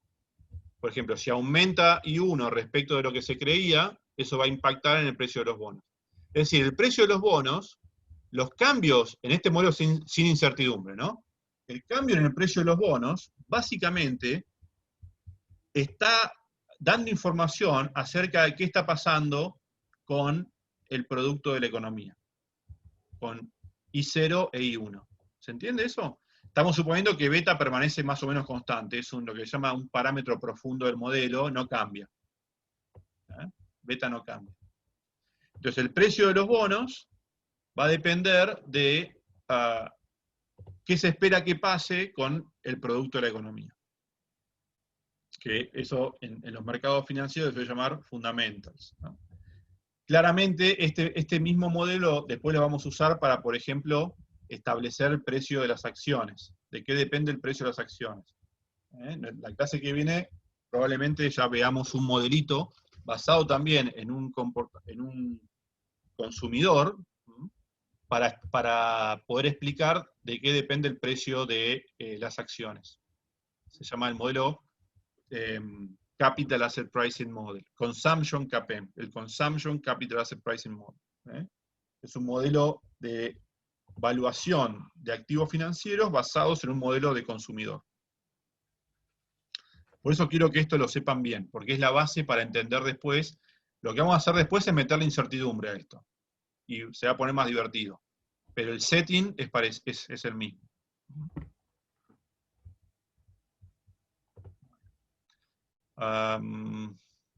Ok. Fíjense una cosa, ¿no? Acuérdense que lo que habíamos dicho es que la tasa de interés era, en el equilibrio general, pasa a ser endógena, ¿no? Eso es algo que quiero que entiendan, ¿no? La tasa de interés pasa a ser endógena en el equilibrio general. Es un precio que hay que determinar, ¿ok? Y ese precio, de nuevo, va a estar en función de cómo sea I0, I1 y beta. Pero fíjense, para el caso particular, esta sería, acuérdense, ¿no? De nuevo, imagínense que tenemos una utilidad logarítmica. ¿Okay? Si tenemos utilidad logarítmica, esta sería la forma que tomaría la tasa de interés de equilibrio. Entonces, acá lo ven claramente, ¿no? Si aumenta el producto del año que viene, eso va a generar un aumento de la tasa de interés hoy. Ahora, para este caso particular, si suponemos que el producto hoy es igual que el producto mañana, en realidad esto vale para todos los casos. Lo que vamos a tener es que las utilidades marginales van a ser iguales. Es decir, si planteamos de nuevo, ¿no? El caso general, acuérdense que era 1 más R estrella es igual a 1 sobre beta por U' de I0 sobre U' de I1. ¿Okay? Ahora, si vale este supuesto, si la economía no va a crecer, si va a estar, se espera que I0 sea igual a I1, entonces estas dos se pueden cancelar, porque son el mismo número. Las funciones U son las mismas, entonces U' son las mismas, si la evalúo en el mismo I, se cancelan. Y en este caso particular, fíjense que la tasa de interés de equilibrio termina siendo igual a 1 sobre beta. Básicamente, si yo ahora expreso beta, si beta lo expreso como si fuera, ¿no? 1 sobre 1 más delta, que sería la tasa subjetiva de descuento, lo que tengo es que la tasa de interés termina siendo igual a la tasa subjetiva de descuento. ¿Está bien? Profesor, entonces la tasa subjetiva de descuento es la tasa que sería la de equilibrio entre la demanda y la oferta. No, la tasa subjetiva de descuento es un parámetro de las preferencias de los consumidores. ¿Está bien? Hagamos nota al pie de esto. A beta se lo llama factor de descuento subjetivo, o factor subjetivo de descuento. Y a delta se la llama tasa subjetiva, o tasa de descuento subjetiva, o tasa subjetiva de descuento. La relación que hay entre beta y delta es que beta es igual a 1 sobre 1 más delta. ¿Está bien? Todas estas son preferencias, son parámetros de preferencias, están en las funciones de utilidad. ¿Está bien? No tiene nada que ver con precios de mercado. Ahora, R sí es un precio de mercado. Es un precio de mercado, eso lo podemos observar. Surge de igualar la oferta y la demanda. Estas son parámetros de preferencias, esto está en la cabeza de la gente. ¿Ok? Son las preferencias intertemporales de consumo de la gente. En cambio, R es un precio de mercado. Obviamente, el precio de mercado va a depender, en parte, de las preferencias de la gente. Y si hago el supuesto de que el producto es el mismo en I0 y en I1, la tasa de interés que me queda de equilibrio es exactamente igual a la tasa subjetiva de descuento. ¿Mm? Si no hago ese supuesto, esto no pasa. Lo que tengo es la relación más general, digamos. ¿Sí? La relación más general es la que habíamos puesto acá. Es esta que está acá. Esta es la relación general. Ahora, si hago el supuesto de que I0 es igual a I1, esto se cancela. Y si aparte ahora digo que beta lo transformo en lo que sería la tasa, sería 1 sobre 1 más delta, bueno, acá me quedaría que R termina siendo igual a delta. Es como los modelos de equilibrio general que ustedes terminan deduciendo los precios de equilibrio general en función de las dotaciones y de los parámetros de preferencia y de la tecnología. ¿Está bien? Acá es un modelo muy simple, donde no hay tecnología, donde las dotaciones están dadas y donde el único parámetro de preferencias es beta. ¿Se entendió cómo funciona esto? Bueno, acá tenemos una interpretación gráfica también muy linda, que es el típico gráfico, digamos, de dos periodos. Periodo 1, periodo 0. Inicialmente esto sería mi dotación, sería el nivel, perdónenme, sería el nivel I1 y 0. Este punto que está acá sería el par ordenado I0 y 1. ¿Ok? Sería el punto de dotación. Es la dotación de la economía. Esto que está acá es las curvas de indiferencia que saco de la función de utilidad. ¿Ok? ¿Y qué me dice cómo se construye esta pendiente? O esta recta, más que pendiente. ¿De dónde sale esa pendiente? Perdón, ¿de dónde sale esa recta? Es la recta de restricción presupuestaria. ¿Y de qué restricción presupuestaria sale? De la intertemporal, ¿no? Sale de decir que C0 más C1 sobre 1 más R tiene que ser igual a I0 más I1 sobre 1 más R. ¿Está bien? Fíjense que este gráfico está en función, esto sería el consumo en 0, y esto sería, este eje es el consumo en 1. ¿Está bien? Estas son las variables de control, de elección son esas. Entonces lo que yo tengo que hacer para deducir cómo es esta recta, es expresar C1 en función de C0, usando esta restricción. Y si hago eso, déjenme hacerlo como acá, ¿qué me quedaría? Me quedaría que C1 es igual, bueno, a esto llamémoslo la riqueza en valor presente, que es este término que está acá, ¿no? Entonces me quedaría que, fíjense, voy a pasar, esto me quedaría así, menos C0, más, perdón, sí, bueno, lo puedo pasar así. Ahora después lo emprolijo, más W0, ¿no? Y acá me queda después multiplicando 1 más R. ¿Ok?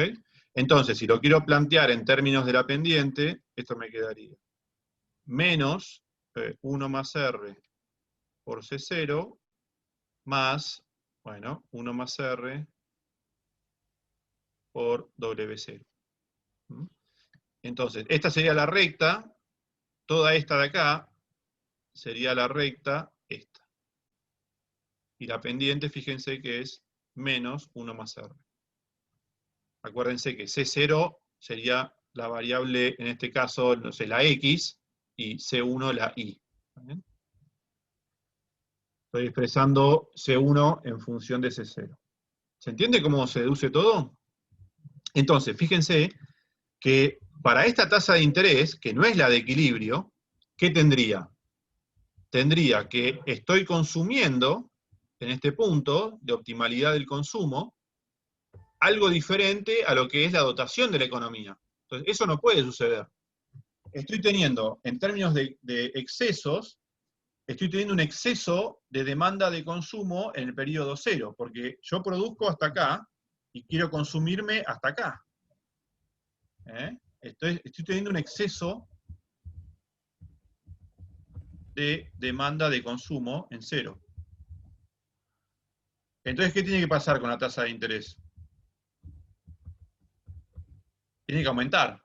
Entonces, esta no puede ser la tasa de interés de equilibrio.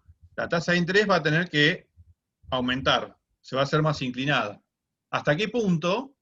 Bueno, hasta que con esta restricción, ¿sí?, toque una curva de indiferencia que sea, ¿no?, que justo toque la restricción presupuestaria.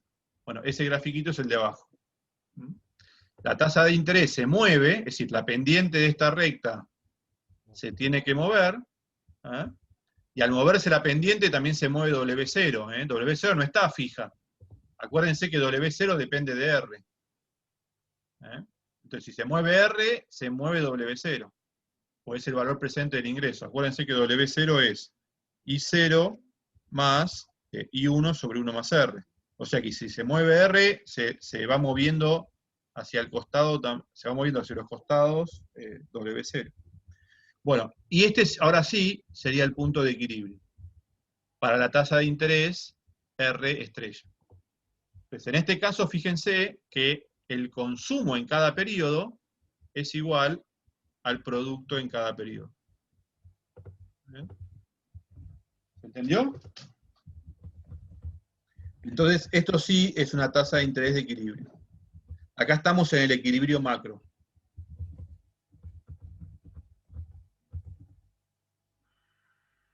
En el gráfico de arriba, estamos en un equilibrio de un individuo, probablemente, porque el individuo está igualando la tasa marginal de sustitución con la tasa marginal de la recta presupuestaria, pero no es un equilibrio agregado, no es un equilibrio macro. Entonces no es un equilibrio macro.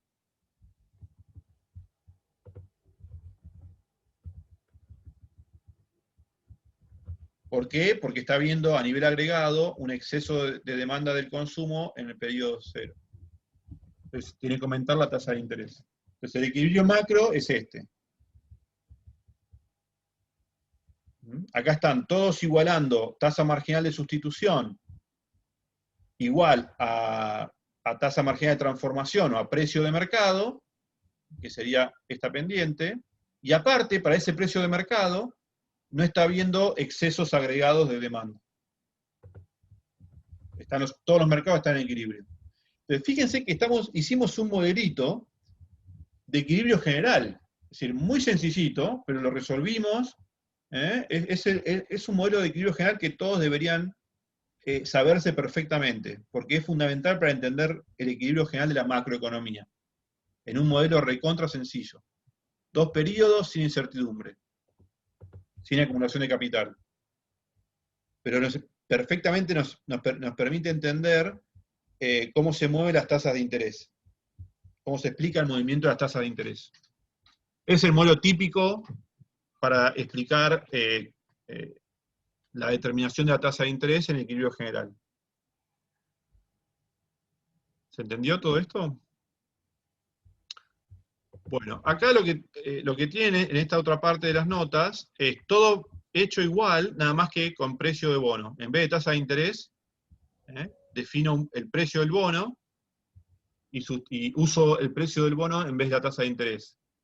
La matemática es muy parecida. Uso esta relación que les mencionaba antes. Y las restricciones presupuestarias, en vez de aparecer la tasa de interés, aparece el precio del bono. Yo puedo comprar esta cantidad de bonos, P0 por B1, y estos bonos, cada unidad face, digamos, cada contrato de estos bonos me da una unidad de consumo en el periodo 1. Por eso es como un zero coupon, un bono cupón cero. Me aparecen acá multiplicados por 1. Una unidad de consumo. Entonces, lo que estoy diciendo es que tener una unidad de consumo o de producto, ¿no? En el periodo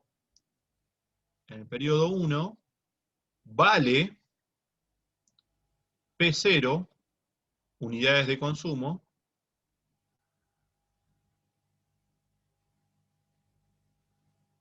en el periodo 0. Esa es la definición del precio del bono.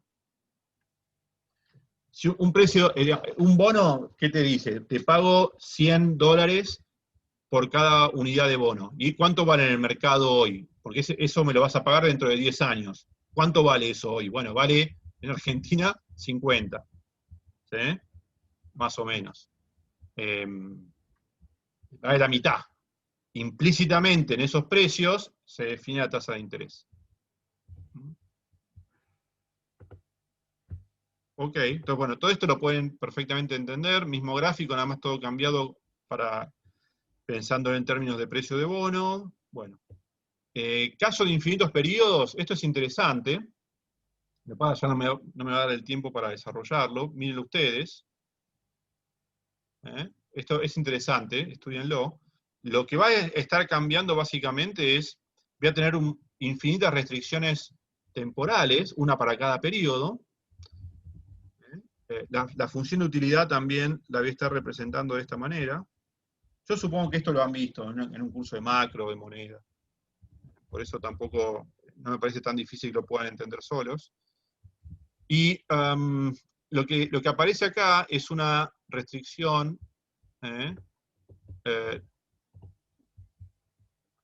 que se llama condición de transversalidad, que lo que me dice es que, bueno, no puedo dejar deuda en valor presente en el infinito, básicamente. ¿Está bien? El valor presente de, digamos, todo esto que está acá abajo, este denominador, es porque estoy suponiendo que las tasas de interés no siempre son las mismas, ¿no? Y yo pienso que hay una tasa de interés para el periodo que va entre 0 y 1. Hay otra distinta para el periodo que va entre 1 y 2. Hay otra distinta para el periodo que va de 2 a 3, etc. Lo que yo voy a tener que hacer para descontar, digamos, es multiplicar todas estas tasas. Me va a quedar así. La tasa de interés, digamos, total, me quedaría así, ¿no?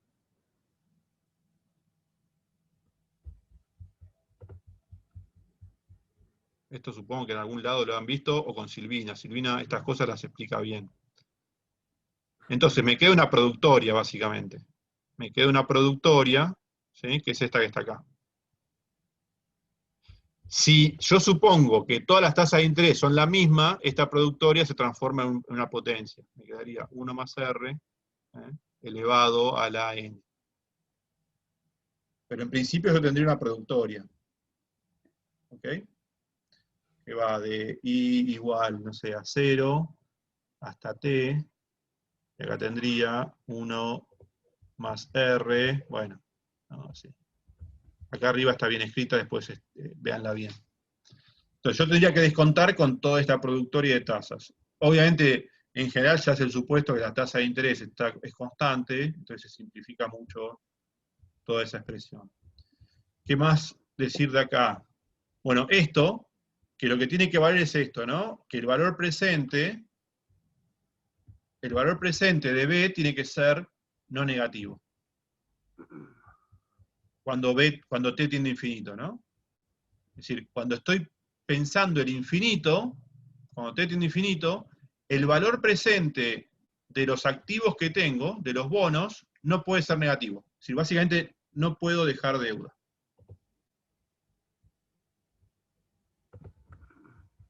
No puedo dejar deuda.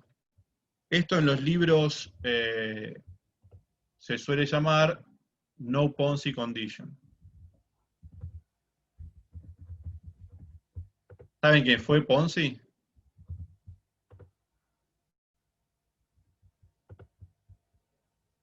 ¿Saben quién fue o no saben quién fue? Sí, no fue una persona que estafaba a gente, digamos, Sí. básicamente. Sí, y ese fue Ponzi, Carlo Ponzi. ¿Y a qué se llaman los esquemas de Ponzi? Piramidales. Claro, A la gente que se endeuda, o sea, vos te vas endeudando, es como un esquema del árbol. ¿Sí? No, de árbol no, ¿cómo se llama? Tiene un nombre, mandalas, ¿puede ser? sí. Siempre cada tanto hay alguien que se le ocurre una genialidad, que es largar estos esquemas de Ponzi, o se llaman esquemas piramidales, que el juego consiste en lo siguiente, ¿no? Digamos, vos aportás capital, y por cada uno que vos traes, yo te devuelvo. ¿Está bien? Si vos traes 3, a vos te doy parte de lo que estos 3 meten, te lo doy a vos como renta. Ahora, a cada uno de estos 3 les voy a devolver algo siempre y cuando traigan más gente. ¿Está bien? Y así. Ahora, en algún momento, la gente deja de entrar a todo esto. Y entonces, los últimos que entran, los estafaste, no les devuelven nada y te quedás con la plata. Si lo que haces es darle plata a los primeros para motivar que traigan gente, y a los últimos los estafás. Ese es un esquema piramidal. El último que se conoció acá en Argentina era el del telar de la abundancia. Hay gente que dice que el peso también es un esquema piramidal. Ok, pero bueno. El Banco Central Argentino emite pesos, ¿no?, para pagar deuda, que es básicamente lo mismo. El esquema piramidal, el no Ponzi conditions, lo que dice es que no te van a permitir tus acreedores que vos te endeudes para pagar los intereses ilimitadamente. En algún momento vos tenés que pagar el capital. No te puedes seguir endeudando para pagar los intereses. Lo que hace Argentina es se endeuda para pagar los intereses hasta que defaultea. Pero bueno, eso estudienlo con macro si es que lo estudian. Porque el default después también tiene costos, ¿no? Ok. Bien. Entonces, bueno, acá están está todo el modelo desarrollado para el caso. Bueno, y acá, esto tampoco voy a tener tiempo de desarrollarlo, es qué pasa cuando hay acumulación de capital. Es decir, yo puedo invertir aparte, tengo dos posibilidades de inversión. O invierto en un bono, que me paga una tasa de interés R, o invierto en un proyecto de inversión que va a tener una tasa decreciente de productividad de esa inversión. ¿Está bien? No sé cómo se llama acá. Bueno, es F', básicamente. ¿Está bien? Hay una función de producción donde yo puedo destinar más capital para ampliar mi capacidad productiva, para producir mañana, básicamente. Yo lo que tengo es un stock, digamos, un nivel de ingreso hoy, y parte de este ingreso lo puedo usar para aumentar el ingreso de mañana, a través de una función de producción, F. Bueno, entonces lo que puedo hacer con este ingreso de hoy sería comprar un bono, invertirlo o consumirlo. Si compro bono, gano R. Si lo invierto, gano el producto marginal del capital, llamémoslo G, qué sé yo. Y si lo consumo, bueno, gano utilidad. ¿Está bien? Esa sería la idea. Claramente lo que yo quiero siempre en última instancia es consumirme todo, ¿no? Lo que pasa es que yo elijo los mercados financieros o la inversión física para consumir mañana, básicamente. Esto es consumo de mañana. Yo siempre en última instancia quiero consumir o en el periodo 1 o en el periodo 2. ¿Se entiende? Ok, bueno, acá está todo el modelo desarrollado, que es súper lindo, este también mírenlo bien, cuando hay producción. Acá el gráfico queda un poquito más complejo, porque lo que tengo que incorporar también es una función de producción. Estas son las preferencias, y esta es la tecnología. ¿Eh? Esta sería una función de producción. ¿Cómo puedo transformar el menor producto que estoy consumiendo hoy en mayor producto que me puedo consumir mañana? ¿Ok? Y ¿cómo va a ser el equilibrio? ¿Qué les parece? El equilibrio va a tener que ser tal que, bueno, 1 más R sea igual a el producto marginal de capital, entonces llamémoslo 1 más G, y aparte esto tiene que ser igual a la tasa marginal de sustitución, de consumo 0 por consumo 1. Básicamente esto es la tasa que gano si invierto en bonos, lo que gano si invierto en capital. Por arbitraje me tendría que dar lo mismo, porque si no, obviamente voy a cambiar la composición de la cartera, voy a invertir más. Imagínense, esto puede ser acciones y esto puede ser bonos. ¿Okay? En realidad, al ser un modelo sin incertidumbre, tienen que rendir tanto acciones como bonos la misma tasa, porque no hay incertidumbre, no hay riesgo. Entonces, esto debería cumplirse, y bueno, y también debería cumplirse la igualdad con lo que sería la tasa marginal de sustitución al consumo. Entonces, este claramente no es un equilibrio, porque a esta tasa de interés no tengo la igualdad, el equilibrio en todos los mercados, ¿no? No tengo, es decir, el mercado de inversión, mercado de consumo, claramente están desarbitrados, porque acá me está viendo, no es que están desarbitrados, está viendo un exceso de, en este caso sería de consumo, básicamente, un exceso de demanda de consumo en el periodo 0. Fíjense lo que estoy haciendo, estoy teniendo, para consumirme hoy, el gráfico sería así, mi dotación sería, yo tengo esta cantidad de ingreso hoy, si esta es la tasa de interés, voy a invertir hasta este punto, voy a invertir hasta este punto, que es el punto en que se iguala el retorno de la inversión con la tasa de interés. Fíjense que las pendientes acá de la función de producción, que sería la tasa marginal digamos, la tasa marginal, la productividad marginal de la inversión es igual a la tasa de interés. Ahora, esto es lo que yo me dejo disponible para consumir, ¿ok? Pero lo que yo quiero consumir es hasta acá. Esta es la demanda de consumo. Entonces, claramente está habiendo un exceso de demanda de consumo. Tiene que aumentar la tasa de interés. Acá tengo en el gráfico de abajo cómo cerraría todo. Debería aumentar la pendiente, ¿no?, de la curva esta de arriba hasta este punto. Y en ese punto tengo la igualdad, tengo el arbitraje de la tasa de interés con la eficiencia del capital.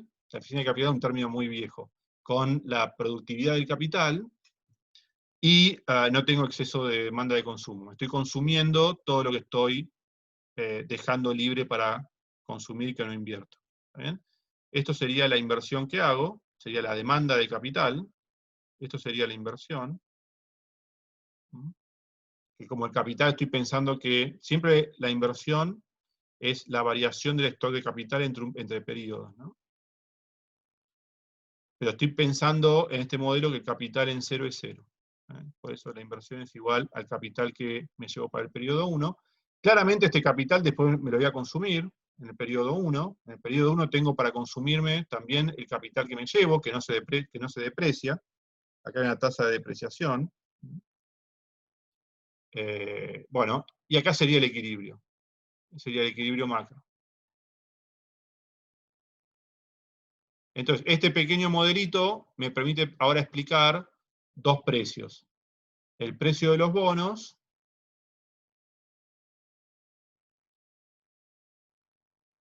y el precio de las acciones. ¿Por qué les parece que me permitiría explicar el precio de las acciones?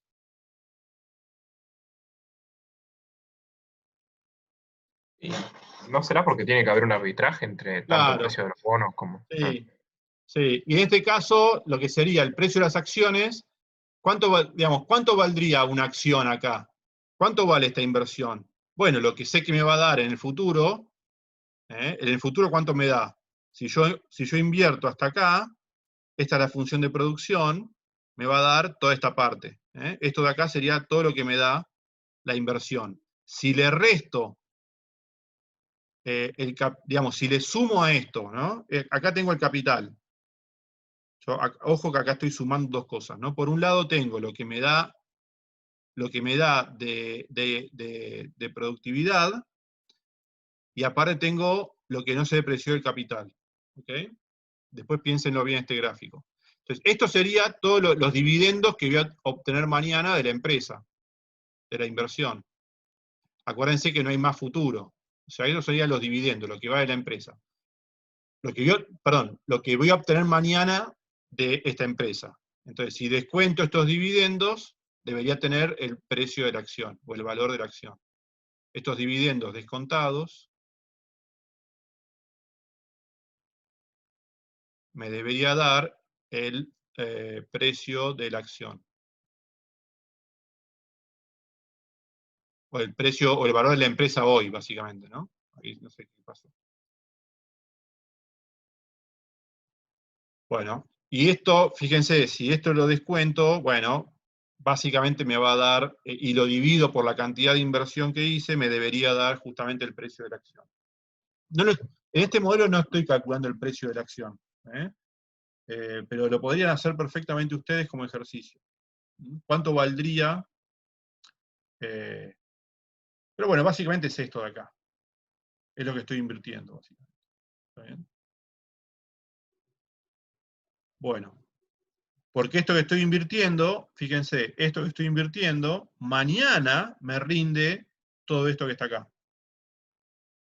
Entonces, si descuento esto por la tasa de interés, que no es otra cosa que esta pendiente, si uso esa pendiente, me va a dar justamente este K, que sería el valor de la inversión.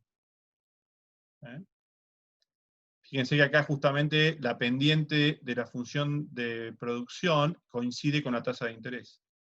Es como que esto lo puedo proyectar para acá, y este cateto, digamos, sería el valor de la inversión, que es este K. O sea que todo cierra lindo. Bueno, hagan el ejercicio este que puse acá como ejercicio. Suponer ahora que tengo una función logarítmica, le estoy dando, fíjense que lo que hice arriba no tenía ningún supuesto acerca de las funciones de utilidad, ni de producción. Entonces, hagan el supuesto que la función de utilidad es logarítmica, y hagan el supuesto que la función de producción es k a la alfa, donde alfa es un número entre 0, esto está mal, esto es entre 0 y 1. Hay un typo. Entre 0 y 1, ¿ok?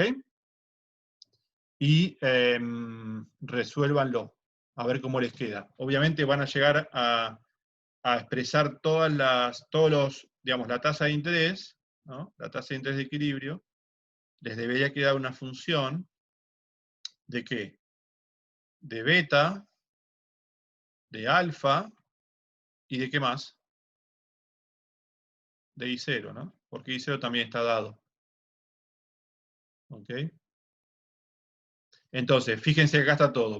El precio de equilibrio general, que sería R estrella, va a depender del endowment, de la dotación, va a depender de la tecnología, y va a depender de las preferencias. Que es lo que siempre pasa en equilibrio general. En equilibrio general, los precios de equilibrio general terminan siendo funciones de esas tres cosas, de las preferencias, la tecnología y las dotaciones. El tamaño de la caja las curvas de utilidad y la tecnología, si estoy pensando en que puedo transformar en el tiempo eso, o un bien por otro. Típico modelito de equilibrio general. Bueno, gente, ¿hay preguntas? Yo tengo una pregunta, Manuel. Cuando Sí, pasamos de la figura 4 a la figura 5, donde varía la tasa, sí. vamos a una función de utilidad menor, ¿no? No, la función, bueno, claro, en realidad la función de utilidad es la misma, lo que pasa es que tengo diferentes curvas en diferencia, ¿está bien? Si vos fijate que si cambia, si yo acá tengo todo un mapa de curvas en diferencia, ¿no? Curva de indiferencia, perdón, me confundí. Claro, sí, y si cambia la pendiente esta, estoy tocando otra curva en diferencia. ¿Se entiende? La función de utilidad es la misma, lo que cambia es la función la curva en diferencia que toco. Esta sí es distinta a la anterior. ¿Por qué? Porque me está cambiando esta recta. ¿Está bien? Sí, perfecto, perfecto. Era para marcarlo nada más. Sí, sí, perfecto. Bueno, ok, espero que se haya entendido. Creo que esto es muy importante, todo lo que vimos hoy, porque es la base para entender la explicación económica del precio de los activos. Después le vamos a meter incertidumbre y expectativas, y ya tenemos un modelo mucho más interesante. Y van a ver cómo los precios de los activos dependen en gran parte de las expectativas, de las probabilidades que creemos que va a tener cada estado en el futuro, cada estado posible de naturaleza en el futuro. Y a partir de ahí vamos a poder explicar un montón de cosas. Por ejemplo, si pensamos que digamos, no se confundan, digamos, todo parecido con la realidad es anecdótico, pero digo, si de un día para otro cambian las chances de acceder al gobierno, a un gobierno que es más probable que ponga controles y defaultee, etcétera, ¿qué pasaría con el precio de los activos de un día para el otro? Bueno, caerían, ¿no? Entonces, ese tipo de modelos nos permite explicar cómo las expectativas acerca de lo que el mercado considera que va a pasar en el futuro te afectan hoy el precio de los activos. Son todos modelos que se llaman forward looking, ¿no? Cuando cambia una expectativa, te cambian los precios. Ok. Espero que se haya entendido. Cualquier cosa, tenemos dentro de 2 jueves nosotros. Tienen todas las notas, las próximas, ahí para ir leyendo si tienen ganas. Estudiense bien esta, traten de manejar bien todos los conceptos, se pueden ir leyendo la lectura 2. Hay algunos puntos que no los terminé de completar, voy a ver si puedo, pero si no, con lo que hay tienen suficiente para estudiar. Las notas son bastante ambiciosas, las notas que quiero hacer, entonces a veces me quedo sin tiempo para terminarlas, pero lo que está, creo que está bueno. Bueno, chicos, nos vemos entonces en 2 semanas, ¿ok? Después vemos cómo puedo subir este video que grabamos. Gracias, Bueno, Manuel. de nada, hasta luego. Hasta luego. Gracias. Chau, chau. Chau, chau.